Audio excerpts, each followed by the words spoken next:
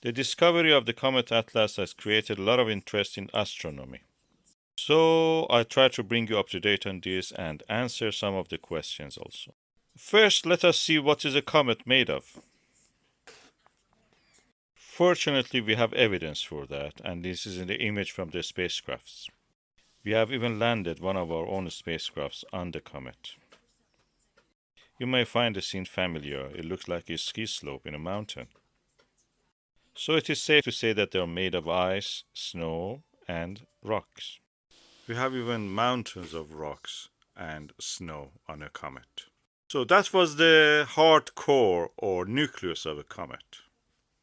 So when a comet gets close to the sun, some of the ice will gradually evaporate, and with them carry some of the dust and rocks to the space. So in this way, a comet develops dust tail and iron or gas tail. The atmosphere which forms around the nucleus of a comet is called coma. And so this is what we will see with most of the comets. We know the size of the coma of the comet Atlas is 5 times the size of Jupiter. That makes it half the size of the Sun, only at this stage. But as the comet gets closer to the Sun, it will definitely get bigger. Comet Atlas is now at the constellation of Camelopardalis or giraffe, but it is rapidly getting to the naked eye visibility limit. We don't know about the shape of the nucleus of this comet yet, but it can have any shape, even something like a skull. Accidental. Of course, the shape varies as the ice and rocks separate from its surface. Some of you have asked what happens if you pass through the tail of a comet. This happened once in the past. We know that the gas cyanide was existing in the tail. Of course, the cyanide in the tail of the comet Halley was very thin. It didn't affect us at all, although many people use gas masks to see if they can survive. What happened was that the armies found out that a very tiny amount of cyanide will not kill. So they used it massively in the thicker and denser amounts. This led to the death of millions of the soldiers in war. I hope such a thing will not happen this time.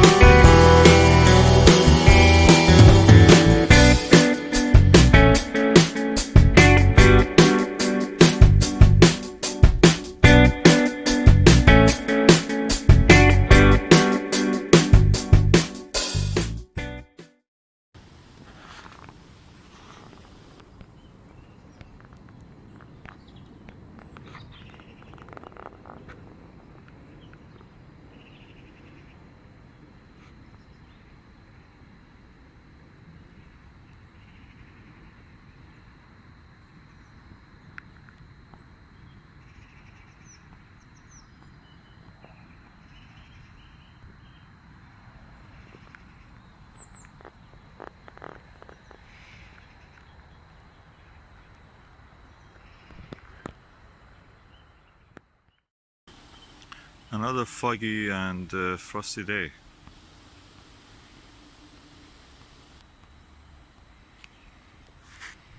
And the sun beautifully shining.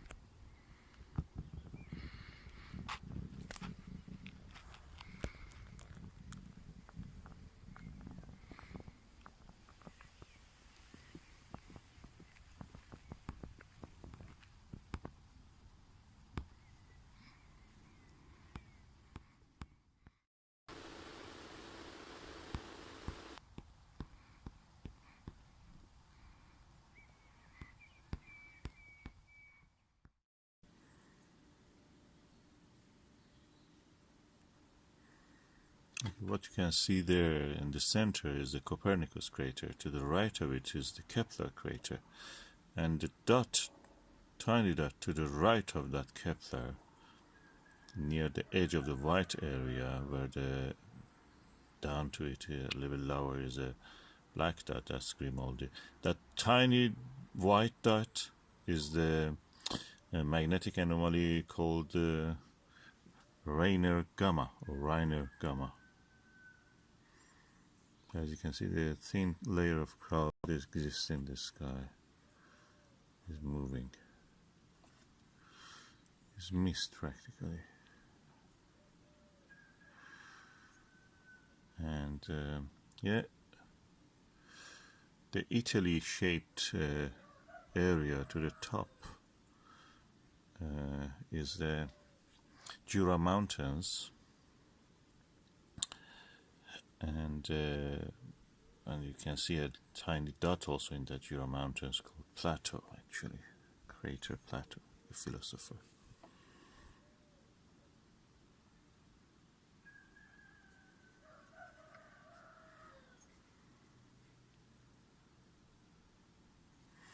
The bright dot to the 2 o'clock in this image, if you imagine the top part is 12 and lower part is 6, at 2 o'clock of the image, in the middle of the, in somewhere in the black patch, the white dot is Aristarchus, and the area around it is Aristarchus Plateau, the volcanic area.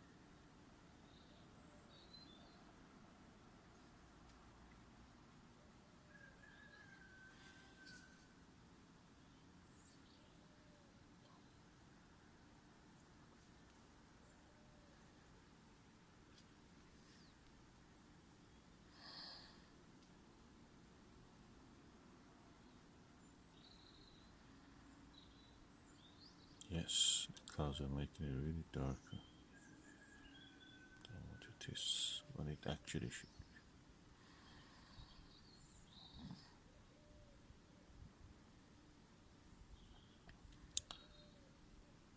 be. Yeah, and the circular feature, black circular feature at the top at 12 o'clock is the big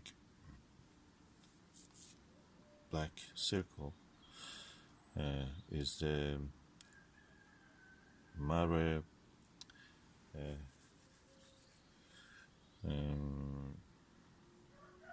Imbrium, Sea of the Rains. And to the lower part of it, at 7 o'clock of that circle, what you can see is the mountains of the Apennine. Apennine,